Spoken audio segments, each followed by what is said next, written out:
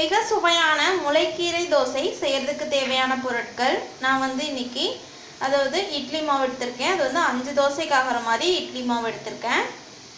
ஒரு கைப்பிடி அளவுக்கு முளைக்கீரை எடுத்திருக்கேன். எடுத்து தண்ணி வடிச்சிட்டு வச்சிருக்கேன்.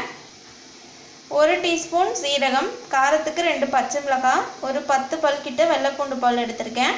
ஒரு பெரிய வெங்காயம் நல்லா இந்த மாதிரி பொடியாக நறுக்கி வச்சுருக்கேன்.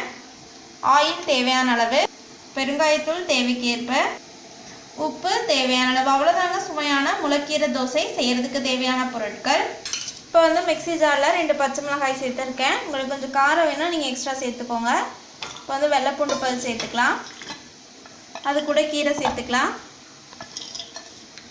நான் தோசை ஊற்றுற மாவில் பார்த்திங்கன்னா ஆல்ரெடி உப்பு இருக்குது, அதனால் இப்போ கொஞ்சமாக உப்பு சேர்த்துக்கிறேன். இப்போ இதை அரைச்சி நல்லா பேஸ்ட்டாக எடுத்துக்கலாம். இப்போ பாருங்கள், கீரையை நல்லா பேஸ்ட்டாக அரைச்சி எடுத்துருக்கேன். இது பார்த்திங்கன்னா ரொம்ப ஃபைனாக இருக்கக்கூடாது, கொஞ்சம் பருபரன்னு இருந்தால் தான் நல்லாயிருக்கும். இப்போ இதை நம்ம மாவு கூட கலந்துடலாம். இப்போ இதில் பொடியாக நறுக்குன பெரிய வெங்காயம் சேர்த்துக்கலாம். அது கூட சீரகம் சேர்த்துக்கலாம். கீரை பார்த்திங்கன்னா உடம்புக்கு ரொம்ப நல்லது.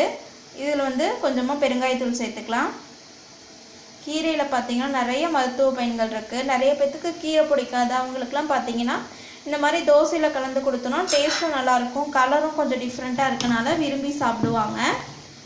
இப்போ இது எல்லாத்தையுமே நல்லா மிக்ஸ் பண்ணி விட்டுறலாம்.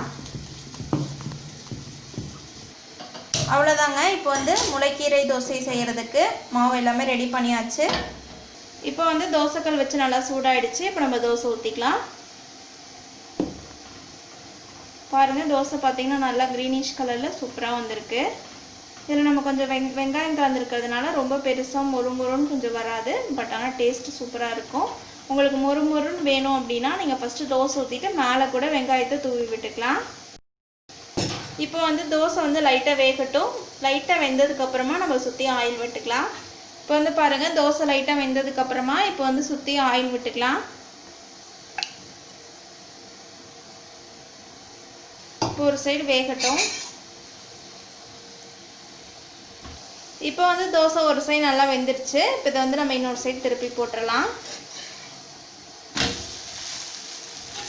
இப்போ மேலே லைட்டாக ஆயில் சேர்த்துக்கலாம். இப்போ இந்த சைடு வெந்தோடனே நம்ம பிளேட்டில் மாற்றிட்டு சர்வ் பண்ணிடலாம். பாருங்கள், முளைக்கீரை தோசை 2 சைடு நல்லா வெந்துருச்சு. இதை நம்ம பிளேட்டில் மாற்றிக்கலாம்.